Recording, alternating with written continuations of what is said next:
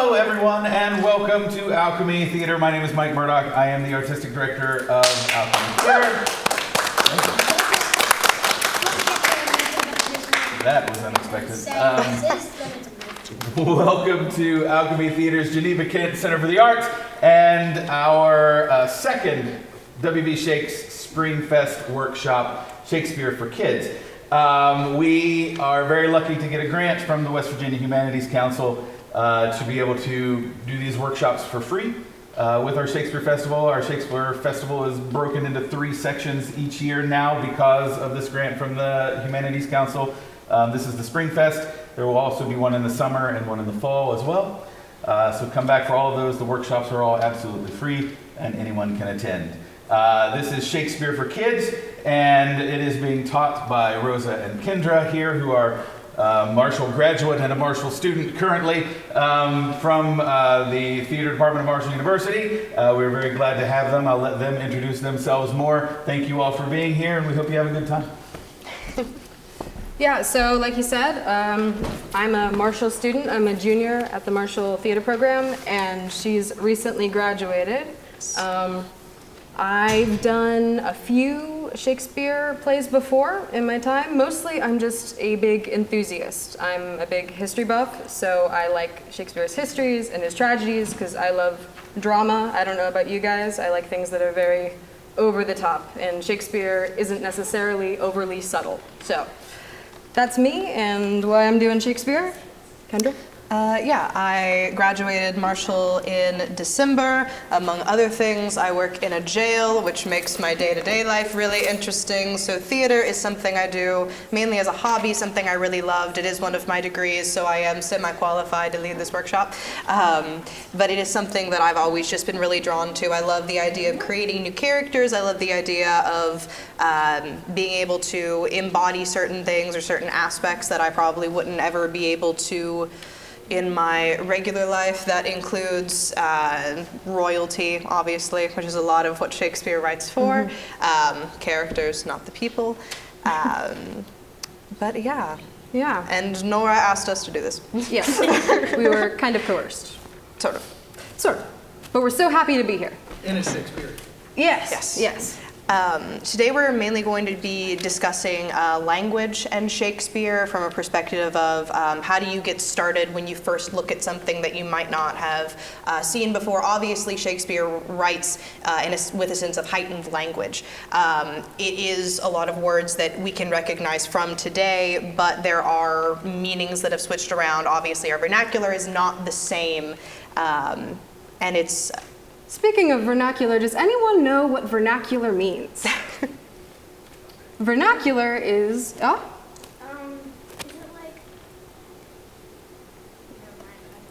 You can guess. You are totally free to guess. In fact, we're going to be making you guys guess about a lot of things. Is it So, like kind of like abstract thinking or is it not quite. What do you think it is?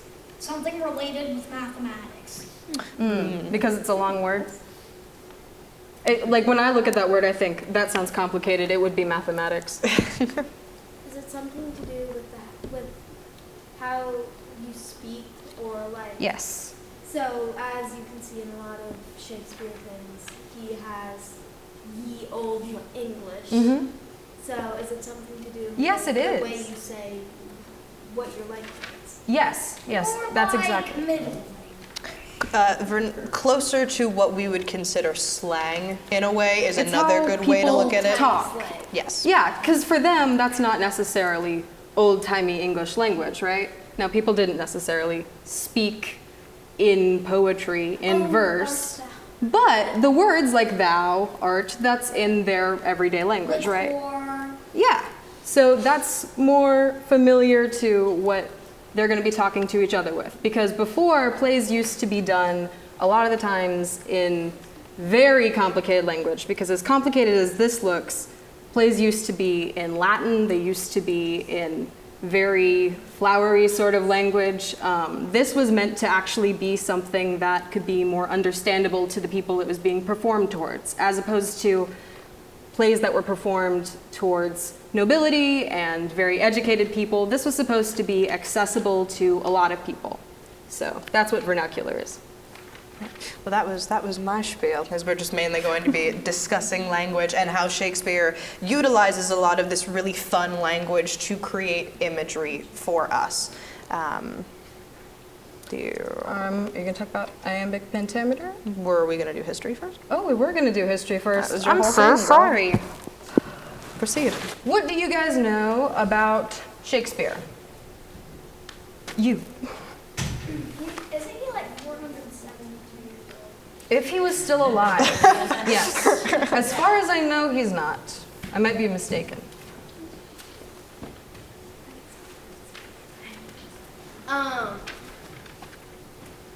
Sorry, I forgot the question for a second. What do you know about Shakespeare But as a person? Shakespeare was a very artistic, he did a lot of poetry, wrote a lot of plays, and he was not well known in his time by tons of people, loads of people.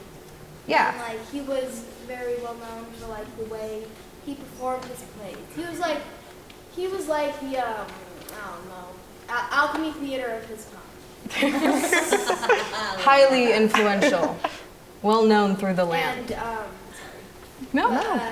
he was also just, as you said, influential and just like, he was seen. I have words. It's just they're not coming out. I have words. They're not coming out. But he was very seen and well known for like the plays and stuff he wrote. He also wrote a lot of different things. Yeah. And when do we think this was? Like, what century are we thinking? Like 1400s, Little bit later. So Shakespeare was born 1500s. 1500s to early 1600s. So that takes place during the Renaissance. I don't know if you guys know much about that, but the Renaissance was sort But of I this. also have something to say about it. Yes, please. Shakespeare. Never mind. Are you sure? We can come back to it if it occurs to you. Let us know. So the Renaissance was a time period in which people were sort of rediscovering old art forms and like building on those to create new styles of work. And we think a lot of paintings when we think of the Renaissance, but also with theater. So a lot of old Greek and Roman plays at that time period were being published because the printing press had been invented. So people were able to actually get their hands on old plays. And seeing the old plays, they thought, maybe I can do something based off of that. So a lot of Shakespeare's stuff is actually based on old tropes, plots, and a lot of times is set in Greece and Rome and is not entirely of his own invention, what I think is something that a lot of people kind of have this misconception about with Shakespeare. He didn't necessarily invent all of these plots on his own. A lot of these were very old stories that he was sort of adapting in a new and different way. So a lot of these plays are fitting into these genres that already existed. So before he started to change the style of plays and like actually changing the structure of them, there used to be sort of this very strict construction about tragedies and comedies. So, would somebody like to give a definition of comedy and tragedy? Comedy. Comedy is like something funny. Take example, The Big Bang Theory. Well, what about the Midsummer Night's Dream? Well, that is a tragic comedy And why is it a tragic comedy? because it has tragic stuff and it's also a comedy. It's Hold a on, tragic I wasn't done. comedy. Oh, Let someone else go. It's a tragic comedy because at the very end, well, it's funny all around, but at the very end, Bottom, who plays Pyramus, yeah, Pyramus, he kills himself. sure. Because he really wants love. Yeah, and I'll talk about that in a second because that's something that's really interesting. What would you like to say? Originally, I thought we were talking about comedy and tragedy. We are. Into like a play, and I was like, no. We are. But comedy and tragedy are like, comedy Yes, is like perfect. funny. That's actually like the symbol, like like the happy mask and then sad mask. But what was I? Sorry, I stutter a lot and just trail off.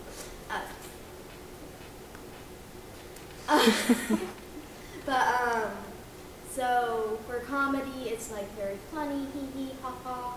Like it can have like jokes or just like realistic comedy or just like fictional comedy. And tragedy? And tragedy is like tragic. It's very sad. It can be melancholy. The ending. Melancholy. It can sometimes it'll start off at the beginning. Sometimes it'll be the full play. At other times it'll be the end or just the middle. But in a tragedy, the ending is always... Like very overwhelming and sad. Yes. Kind of like in how Romeo and Juliet, they both die. Yes. So actually, when we think of comedy and tragedy now, tragedy is pretty much the same when we think of it now, but comedy doesn't necessarily mean that it's just a very funny play. Comedy actually means that it's going to have a happy ending. It's going to be more lighthearted overall, because tragedies are, like you said, incredibly sad. They're always going to have an ending that is devastating and not good for the main character especially. But comedies will have a happy ending. Yeah? Like the Big Bang Theory. Yeah, you said that before. But I was adding on to what she said. Oh, I see. And it was a brilliant addition. Also, Thank you. I need to remind my sister about her grammar before it gets too improper. It's just Would you like to speak before he can Also- interfere? Yes. Also, tragic comedy is improper grammar. Tragic comedy is the correct word. So All right, Sam, come back over here. isn't it Midsummer Night's Dream? So is it a comedy? Because like I mean I know it's funny, but at the very end, like everybody gets married. And Yes. Yes, And that is the best. That is one of the best markers, especially in Shakespeare's writing, that you can determine if something is traditionally a comedy or a tragedy. He loves a wedding at the end of He a comedy. does, which is why something like The Taming of the Shrew, which I would personally argue is a tragedy, ends up in the comedy category because there is a wedding at the end of the show. Yes. So all of his comedies are going to have everything turning out okay in the end. Because to have like an interesting plot, you kind of have to have problems in the course of the story. It can't all be happy. There has to be some sort of conflict. But as long as things turn out okay in the end for everyone, that's sort of what puts it in that category. But it's also a romance too. Yes, a lot of his comedies are framed around romance. Actually, a lot of his plays generally are themed around romance, because romance is a very common genre and topic overall. Yep, Not all comedies have romance, though. that's true. And actually, Shakespeare kind of breaks away from these conventions of strict tragedy and comedy, and he kind of plays with these tropes. So he separates from like traditional characters, like maybe when you think of like a king, you think of a king as being very strong and noble and brave. Well, Shakespeare sort of thinks of that trope and he thinks, okay, but what if the king is weak? What if a king isn't a good person? What if the person you love doesn't love you back? You know, all sorts of deviations from that. So he sort of like breaks off from that. So not all of his comedies and tragedies are exactly the same, which is what makes him interesting. Shakespeare, too, is also considered one of the world's first feminists because he has created so many strong female characters. If you think back, traditional female gender roles, you were a mother, you were a daughter, you took care of the house. It didn't even matter if you were someone in high society, you were nobility, you would then just be in charge of organizing the servants, but you're still running your old household. You're doing your own things, you're still doing your chores. Shakespeare, on the other hand, creates all of these women who subvert these tropes. They are strong. You have people like Lady M, who actively encourages her, I want to call him wormish husband, to go through with his own plots of murder, even after he has decided that maybe I'm going to have second thoughts about this, maybe this isn't what I actually want to do, and she goes, "Are you stupid? Are you kidding me? You've come this far, and for what? To quit now? Who do you think you are? Why did I marry you? Yes. That's Macbeth, and that's McDonald's, right? Yep, that's the one. Sure is. I always wonder if it's Macbeth or Macbeth. It's Mac, M-A-C. Macbeth. Yeah.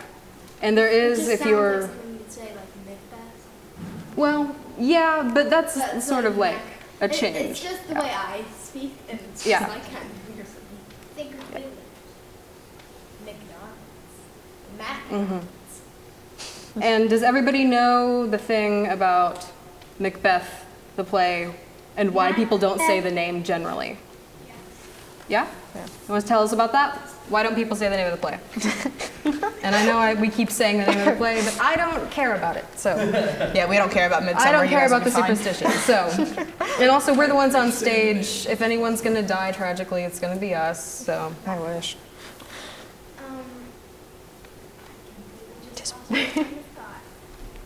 that's okay. So Macbeth has this sort of superstition around it that if you say the name of the play, but again, I like to tempt fate. I don't care about superstition. There is this idea that if you say the name, then something bad is going to happen in the course of your show, to the actors, or to the production generally. Hopefully nothing happens to Midsummer's Lovely set. I'm sorry if you guys really buy into that thing. All right, so I think, oh, actually, I forgot a very important thing because I talked about the tragedies and comedies. But there's actually a third genre of Shakespeare play. Is anyone familiar with it? Anybody? It is probably the least performed of his works. And but- absolutely the least known. Absolutely the least known. But at the time, he was writing for, yes, the common people, but also he kind of needed the money from royalty and nobility in order to put on his shows. So he did write plays that they would like and appreciate. So he wrote a bunch of plays about them, which are his histories. So he wrote many plays about the history of the English monarchy, and that's a very kind of dense storyline to follow if you are unfamiliar with the history. His audiences, of course, would probably know about that history because it's their recent history, right? But his plays like Richard III, that's like probably his most famous history, probably. Or the Henrys. Or the Henry Henrys, VIII. but I think But those are more now than they were then. like Richard III, he has become a very famous villain in the Shakespeare canon. He was a real dude, but Shakespeare's version of him, and he wasn't a good person to begin with. He did probably kill his nephews in order to steal the throne after his brother died. Probably. As one does. As Allegedly. one does, they disappeared.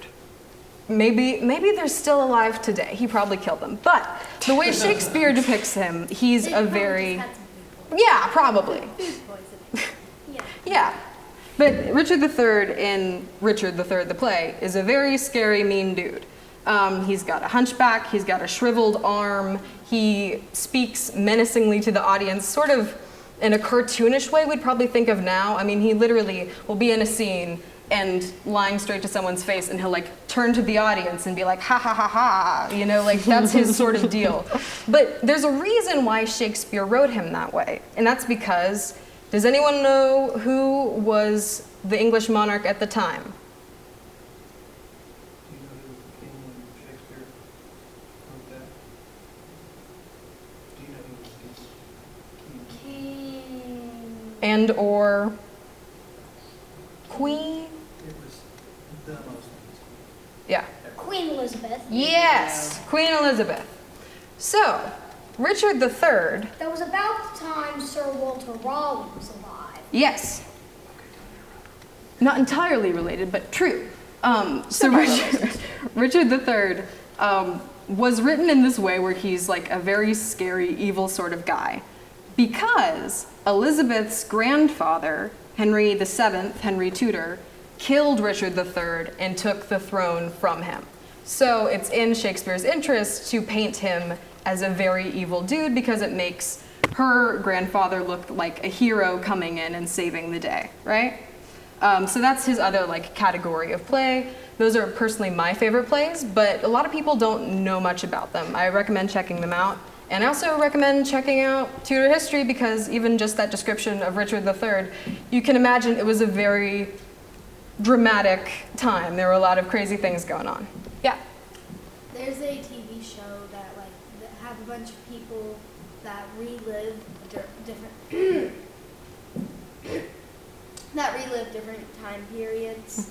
Like there's one about like Tudor era, the Victorian era, a bunch of different eras, and it's really cool. And they like it's on one of the apps. Cool. Many apps. Well, and speaking of modern media, one of the things that's interesting about Shakespeare's histories as well is that in the modern day, a lot of people take Shakespeare's histories as true history, just because they were a lot of what was codified during the time period. They're the story that everybody heard. And obviously, in some ways, we hear the phrase that the winners write the history. You know, whoever is in power at the time gets their version of events out there. Since Shakespeare was truly so influential, his versions of these events became what the rest of the country, and even in some ways what the rest of the world, decided was real. Yeah, a lot of these guys that are depicted in his plays are remembered nowadays like the characters in those plays. That it's not necessarily very historically accurate because Shakespeare was, to put it politely, a lying liar who lies. And a great fan fiction writer. A great fan fiction writer. He liked to make a good story. He liked to make something that would prevent the queen from chopping off his head if he wrote something offensive. So whenever you read them, don't take them as necessarily super duper factual. And it's not even his own history. He also, another couple famous histories of his were Julius Caesar and Antony and Cleopatra, both of which, less so Caesar, but especially Antony and Cleopatra, have been painted in more recent time as this beautiful tragic love story. And it's not, not to burst anybody's bubble, I'm not gonna go super in depth to it, but the idea that, you know, they both got bit by the snake and died together, and blah, blah, blah, blah, blah. That's not true. That didn't actually happen. But because, again, Shakespeare had such influence, that is the version everybody remembers. Yeah. All right, do you want to talk a little bit about the language in Shakespeare? Sure. Moving on from the history, obviously, we can all agree that the way Shakespeare writes is not the way that we all speak, correct? We would all think that. You're a little bit wrong. One of the things that people always talk about with Shakespeare is iambic pentameter. And an iamb is just simply a set of syllables, one unstressed followed by one stressed. So uncovered. Covered is the stressed part of the syllable, un is just there. We use iambs in the English language absolutely all the time. The English language is probably the best source for you to find iambs. Penta just means 5, so iambic pentameter is simply 5 sets of unstressed and then stressed syllables. A lot of people, when they start looking at Shakespeare to begin with, and especially the language, they get really focused on that concept, and then they start putting the wrong emphasis on the wrong syllable, and then everything just sounds kind of funky. But what's fun about iambic pentameter is it's just kind of naturally the way that we all speak to begin with. You don't have to think about it too hard. Like I said, the English language is a great place to find iambs. They're written in naturally to our speech. It's also written in naturally to music and poetry to begin with. Shakespeare is just something that we really heavily focus on because most all of his works are written in that way. You got something, little dude? Did you know English is the hardest language to speak? I've heard that. I have indeed heard it is the hardest to learn. I think it depends on what your original language is, probably. I think English is probably a lot easier for a French person than it is a Chinese person. But, yeah. A lot of schools around the world aren't required, but still teach their students English. Yes.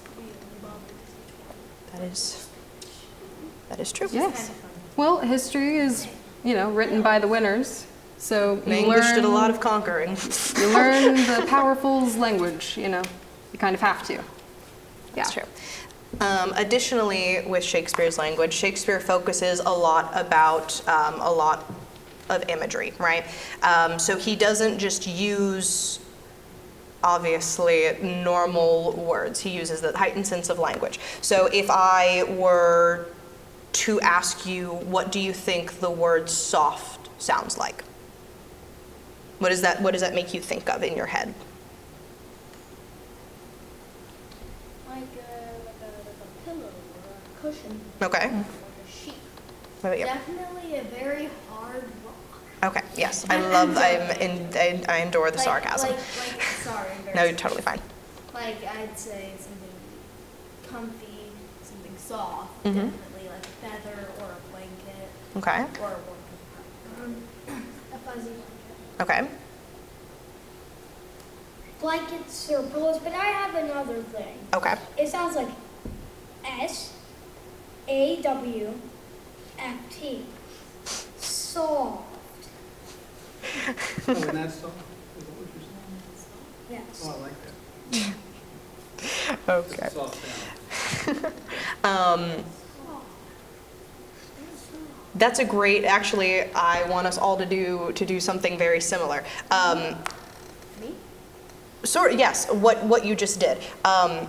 There's something that we do even at a collegiate level that is very, very basic, and it can also give you a greater understanding of imagery in a piece that you're working on. So if you take a word like fairy, for instance, how would you make the word fairy, when you speak it, sound like what pops up in your head when you hear it? Fairy. Hmm? If you wanted to go for like hard, you could be like fair. Or if you wanted to go for soft, you could be like fair. Mm-hmm. What? Song tone is kind of like how Shakespeare releases things. Yes. Go. It sounds very mystical to me. Yeah, absolutely. Fairy. All right. Do you think that fairy is a word that is light or heavy? Light. So if you were, for instance, In a between. fairy, does that, how you perceive that word, affect how you move as well? Probably. Yeah. What you got? When I think of fairies, I think of just like fairy, like, I don't know, like fairy. And of course, soft. And hard. Fairy. Okay. What if I gave you a little bit of a harder word and I gave you something like grotesque? First of all, do we understand what the word grotesque means? Yes, I do. What does the word grotesque mean? It means slimy, gross, icky, like, ew. Yes, Something ugh that you wouldn't is. Like the grotesque in Diablo 3, for example. Kind of try to think like how it sounds soft and hard. So do you think that grotesque is light or heavy? We'll start there. Okay. Now, how would you say grotesque to make people specifically think of that? Grotesque. Great. Like include a lot of like the face action. If you were to say something like grotesque, that wouldn't look much like grotesque, but like grotesque. Yeah. It doesn't have quite the same effect as me saying something is ugly or unpleasant. Grotesque captures a different mental image for you, and that's an example of a substitution that Shakespeare might have used in his writing. Or you could have said, oh, it's so grotesque. That would be sarcasm. Hey, can I take? Yes. Well, I would kind of think of grotesque. What did I say? Grotesque. Glow stick. Yes. I would think of it kind of like, very like us coming to like slur a word. Like grotesque. But it gives you a certain feeling. Yeah. So he's very specific with his word choices because he's trying to make you feel something about this character, about what they're saying. So whenever he chooses these words, it's really important to know what he's saying there. So if you don't know something, you can infer a lot, but it is good to really look those up because he chooses them very specifically in the pieces. Yeah. You had your hand up? Grotesque sounds like an insult to me. That's a good one. Somebody's Yeah. ugly. Additionally, something that is true in all theater, but also very true in Shakespeare. Shakespeare, we see a lot of times, obviously not all characters are on the stage at the same time. Shakespeare has a lot of long monologues, big soliloquies. You don't really even a lot of times get character descriptions for a lot of Shakespeare things. You get a general, this person was royalty, this person is the quote-unquote villain, you were nobility, you were a peasant. All of his character descriptions are very basic. So one of the other things that you end up doing in college and just in general is one of the best ways to develop a character is what do other people say about you? What do you say about yourself? What do other people say about you? And that's also where those words can come in really handy, because you can say someone is nice, you can say someone is kind, but those don't have quite the same connotation in your mind as someone is benevolent, someone is generous, someone is strong versus someone is fierce, someone is a tyrant versus someone is bad. All of those different ways that we describe things, those adjectives that are used, can really infer more than what we're originally given. You've had your hand up a long time. What's up? What about these models? We're getting to those. We're getting to those. Yes. I don't really know what the word benevolent is. Benevolent means, well, it's another synonym. You hear a lot about it with royalty. You are benevolent to your subjects. You are kind to them. You look after them. You are caring towards them. That's kind of As that in a opposed to a gist. ruler who sort of doesn't think about their people, isn't very kind or gracious. Yeah. Yeah. What's up? Sorry, I'm gonna sleep too.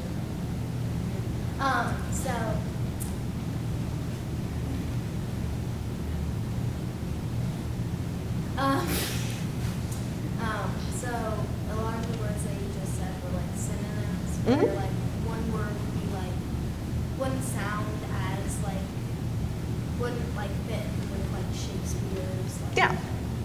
personality when he was writing his plays, or like that one. Or, but like the other word would be like grotesque, benevolent. Like those sound like a lot better, like a lot, like they sound like they would work better with the other words in Shakespeare's sonnets, poems, Right. plays, all. Because they're much more specific, right? Like the other words are more vague. And when put into tones, they can sound a lot heavier and like working their way into plays. Yeah. So we're going to do kind of the opposite of what we've done with some of the monologues that you have in front of you. We're going to do our best to decode them to say, what do I think this word means? How do I think that the way that these words are here, what is, because we obviously have not given you any context for these monologues. We're just trying to look at words, trying to see what we can infer from just the words themselves, right? So do you think that your character is a hero? Do you think that your character is a villain just by the way that they are speaking? Okay? We can do a couple of different things. We can pick a human and start with you, or I can go over Puck's ending monologue and give you kind of an example of how I would work through it myself. What do you think? What do you want? You want the second? Start with me?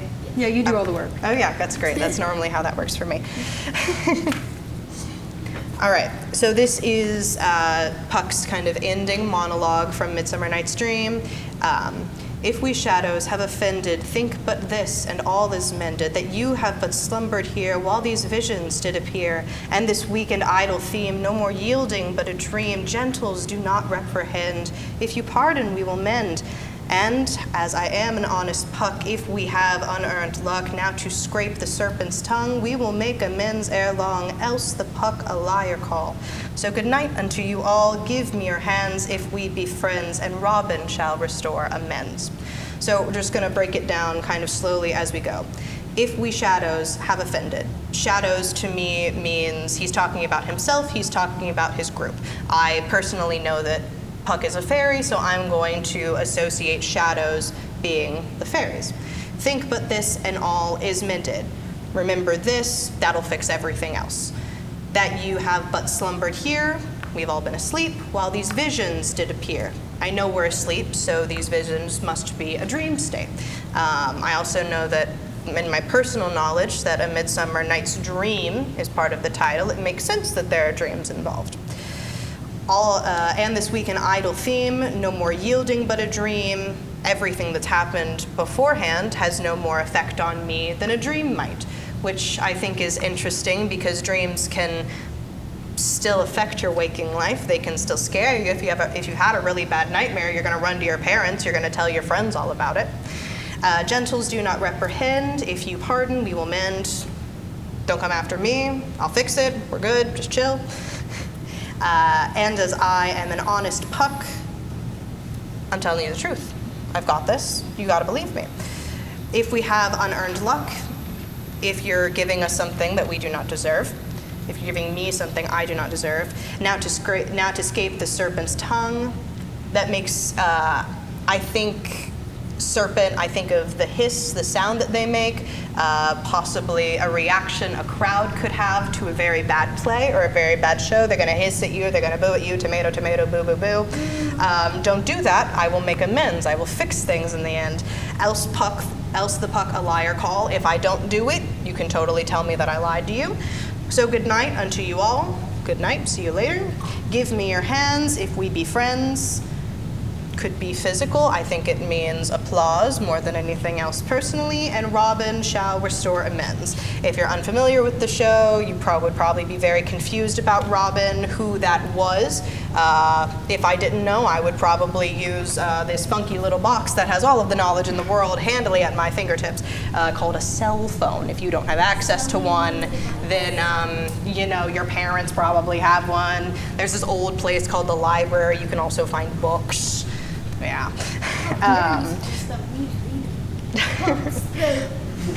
The word brought up in my presence. We need VR headsets. Yeah, we need audios.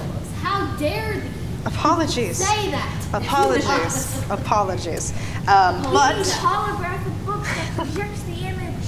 I actually do pretty read cool. a lot.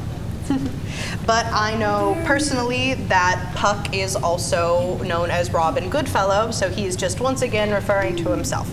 And that's my very short breakdown of this. Now, what that breakdown does is A, give me context for what I'm actually saying, helps inform some of the choices I'm making when I speak, and also helps me not sound silly if I put things in the wrong place.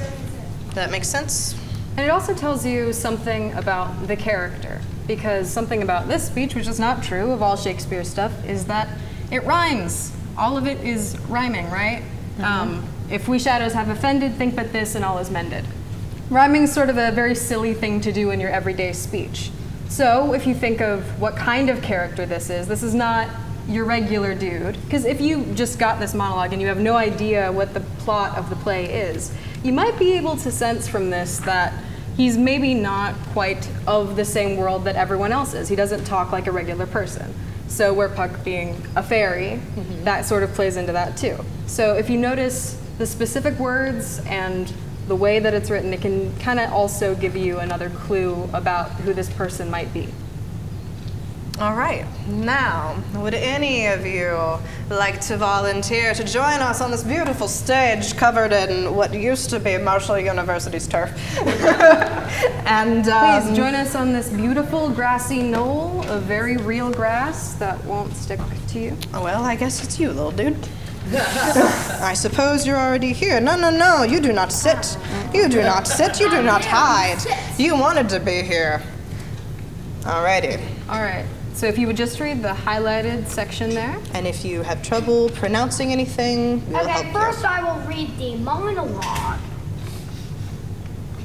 That incestuous, that adulterate beast, with witchcraft of his wit, with Trittori's gifts. Oh, wicked wit and gifts, I have the power to seduce. One to a shameful lust, the the will of my most seeming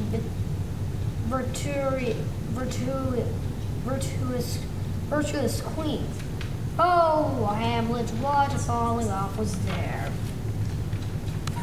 All right. So what do you think is happening in this monologue? This is from Hamlet, by the way. I know your paper says Othello, but that's wrong, and that's on me. That's my fault, guys. It's an alternate version of Othello. Yeah. My bad. Incestuous probably means like bad or something. What next? Adulterate probably means something relating to. I don't know. Witchcraft, that's like potions, spells, all that stuff. Do you think witchcraft is good or bad? Well, that depends on the circumstances you're in. Okay, in these circumstances, do you think that it's good or bad? How do you think he feels about the witchcraft Probably involved? bad. Okay. Tutorials, that probably means like trade because traitor. Mm-hmm. Yes. Seduce means like, so imagine like I talked you into doing blah blah blah. Yes.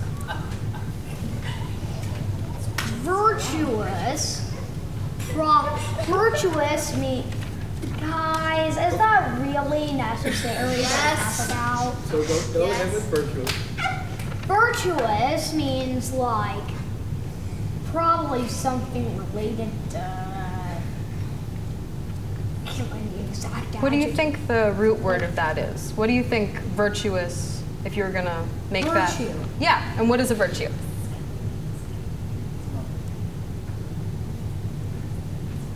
A virtue is.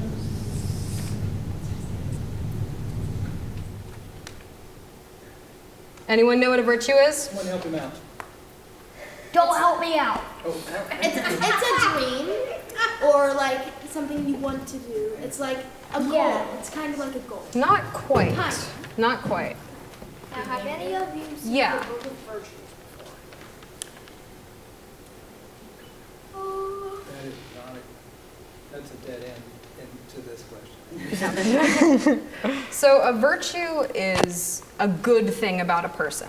Like happiness. A silver lining. Or a value that you might hold. Yeah. People value Yes. friendship, people value honesty, people value loyalty or faith. So if somebody's virtuous, they're a good person. Yeah. So that Thank you. Great, Sam. Thank you. I appreciate it. yeah. Come on up. You go first. Oh, I'd be happy to. Unfortunately, I can't. All right. Which monologue are you doing? I'm doing Macbeth, Act 1, Scene 7. Random Okay. correction. It's sad. Okay. Was the hope drunk, wherein you dressed yourself hath slept since, and wakes it now to look so green and pale, at what did so freely from this time such as account thy love? Art thou afeared to be the same in thine own act and valor as thou art in desire? All right. Valor, grammar correction, again. Do I seriously have to correct your grammar? No, you don't. You don't actually have to do that because this is a learning process. So we will correct if anything needs corrected. But what do you think is being said right there in that little section? What do you think she's talking about? And who do you think she's talking to? I think, I've never read Macbeth or seen Sure. Macbeth. But how do you think But she feels about the I person? think she is mad at the person, and as it says, was the hope drunk? I think that she thinks there's barely any hope left. Right? And she doesn't like the way that they dressed, and they haven't slept. Do you think that the dressing was literal? Do you think it's actually she watched him put on these clothes and she was like, I really hate that outfit? Change. Probably not. Okay, so what do you... Like, I think it may be about how he feels, or she feels. Yeah, okay. And then it said, like, and wakes it now. I think that it means, like, deep emotions have been awoken, Yeah. kind of. And then he is pale and green because he probably hasn't slept for a Right. while. What can pale and green also be an indicator of? He's sick. Good. Disgust. And what did it so freely, I think that he didn't, he chose and he wasn't supposed to do it, and it was his free choice. Yeah. From this time, such I account thy love. She doesn't love him right now because she's mad. And she's so mad that she can't feel the love. Art thou feared to be the same of thine own act and power? She's afraid. Or he's afraid. Thou Or is you. Fear, yeah. Yeah. Or she's afraid of him. And to be the same of thine own act, it means that he does the same thing over and over again, and she doesn't like it. If I gave you the context that she is speaking to her husband, how do you think their relationship is in general? Do you think it's a good one? Do you think it's not. bad? It's bad. Do you think it was bad before this, or is this the turning point? I think it was probably bad before this. You're a very smart girl. Very smart girl. And as thou art in desire, it might mean, do they want to break up? Do they want to get a divorce or something? Because they keep getting mad at each other constantly. Awesome. Could you read me that last sentence? Yes.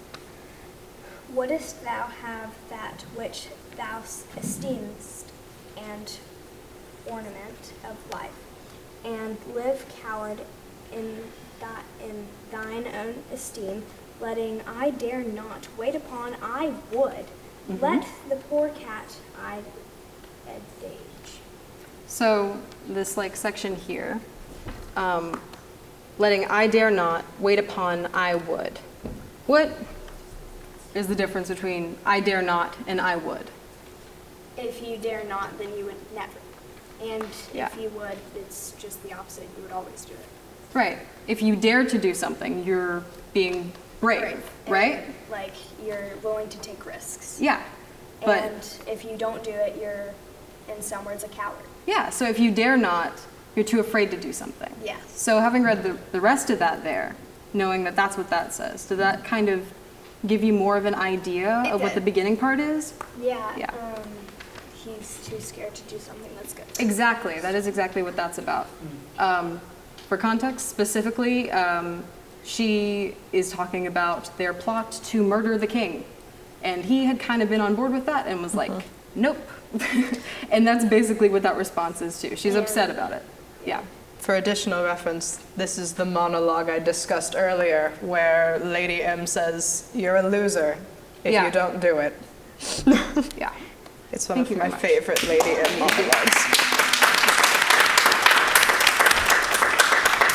Time is up. It is 7:54. All right. Do you want to do? We can just get through We all can the go through- kids. okay. We can go through all the kids. Come on. Sorry, adults, you may or may not do your pieces unless you feel so strongly. All right. Can you tell us which one you're doing? I'm doing Romeo and Juliet, Act 2, Section 5, Line 1. Proceed. I just really quickly Yeah. make sure this is penny. Right? Okay. The clock struck 9 when I did send the nurse. In half an hour she promised to return. Perchance she cannot meet him, that's not so.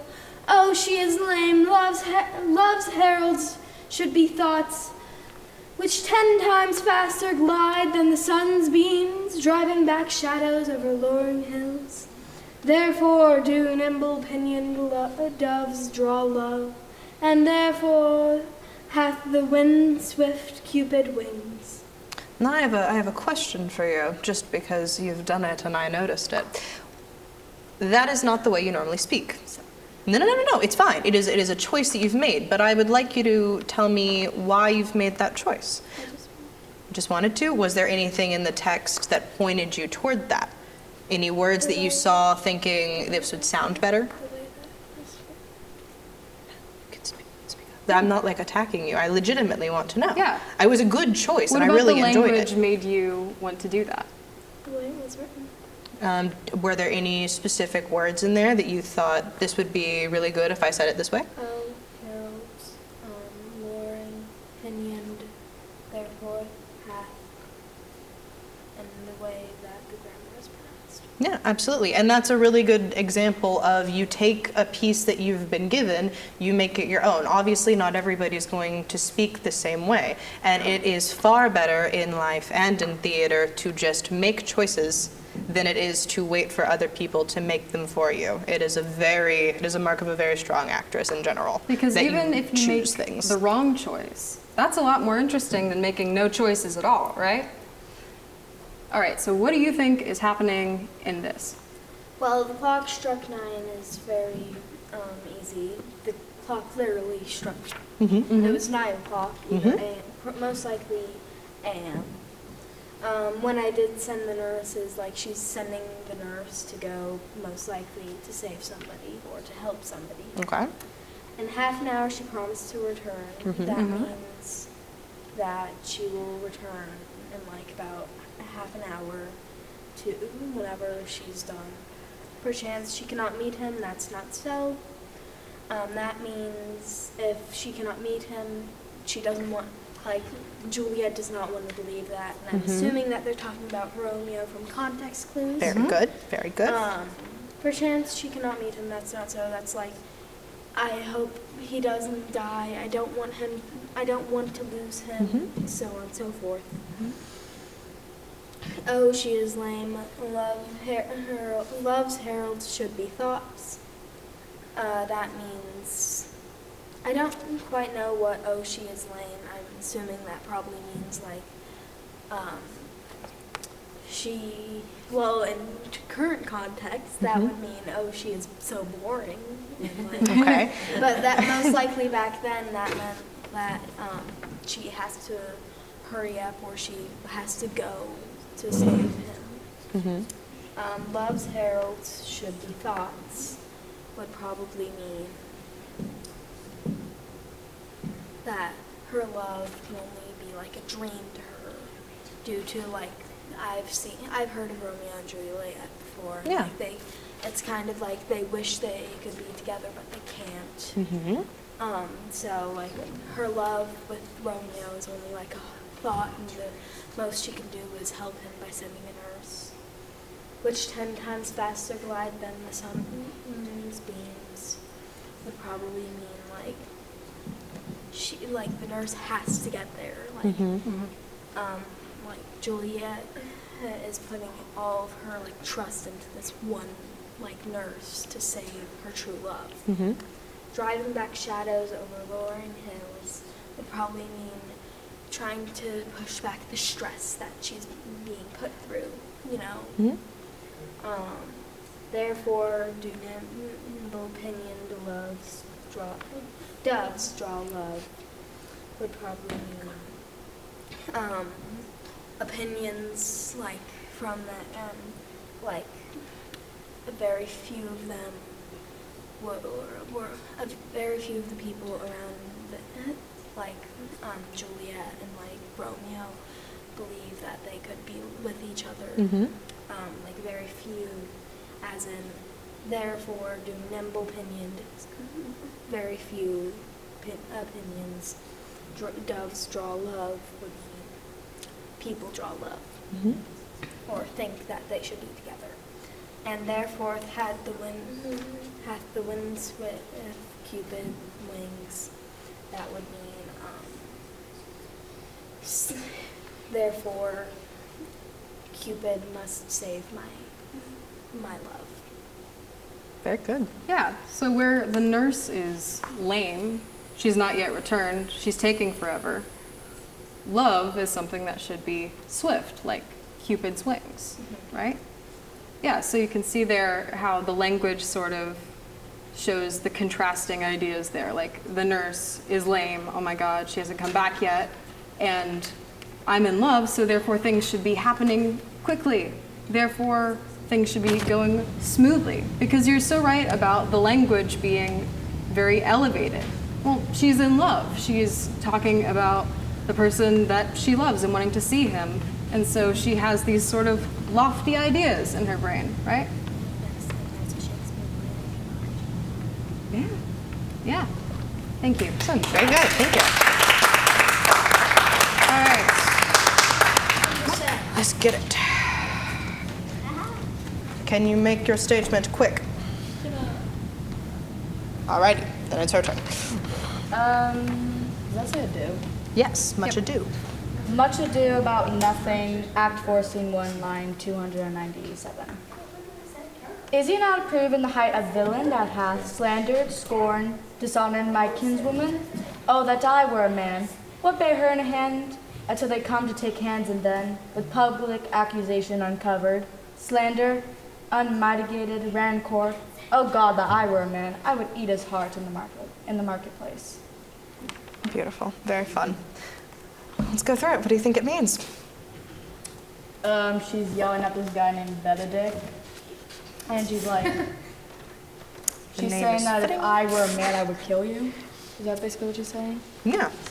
In a generality. Rosa? Well, so she's talking to Benedict, right? But Yes. she's talking about somebody else to him because what's the first sentence there?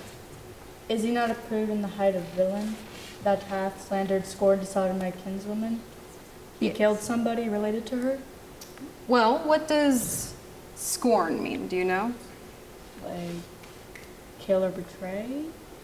Not quite. It isn't something good. What about dishonored? What does honor mean? Honor means, like, you dedicate something and you obey something. Like you respect them, right? So if you dishonored somebody, what would that mean? You betrayed somebody. Or you did it, or you just didn't respect them anymore. You didn't honor them. Yeah.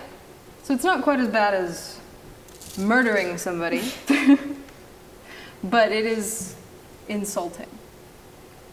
Do you know what slander means? You have any idea? All I can think is kill. Okay. So slander is like if I go behind Rosa's back, right, and I go talk to Mike and Nora and I say, Rosa sucks. She's a terrible actress. She doesn't know what she's doing. It's true. I know it's clear. That's slander. I'm saying things that are remarkably untrue about her to other people. I'm giving her a bad reputation for no reason. She hasn't earned it. Right? So if you've ever had anybody say anything mean about you at school that wasn't true, that's slander. If you put it in writing, it's libel. So what do you think a kinswoman would be? Does it kin mean like somebody related? Like Yes. somebody in family? So Benedict did something bad to somebody who she's related to? Not Benedict. Remember, she's talking to Benedict, but is he. He means a third person. If it was Benedict, she'd say, You. are you Thou. Yeah. or thou, right? So they're talking about a tertiary person, a third person that isn't even present, right? What do you think in the height of villain? Do you think it's actually talking about a villain has to be 62 feet tall, or do you think it's something else? I don't think it's something that describes somebody that's tall.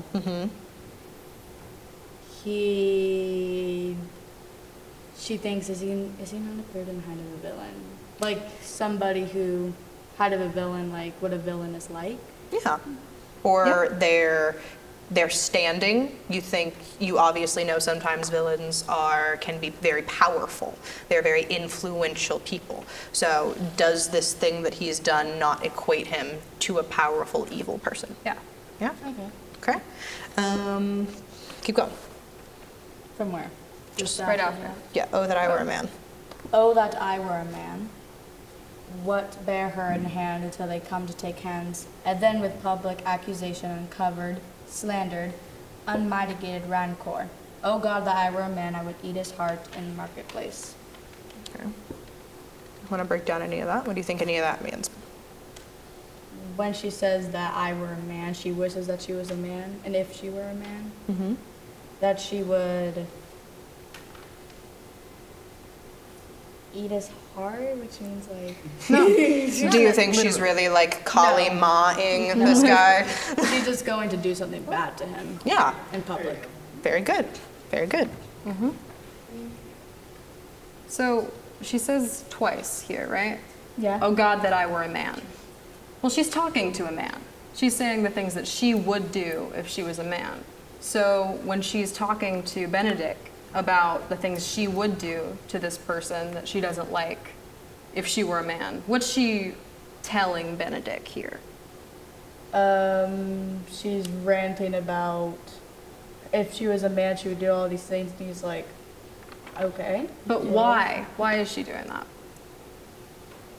Like, if I was a person named Kendra, I wouldn't go around insulting people named Roza. If I just like went around telling people that in front of Kendra or to Kendra, what am I really saying?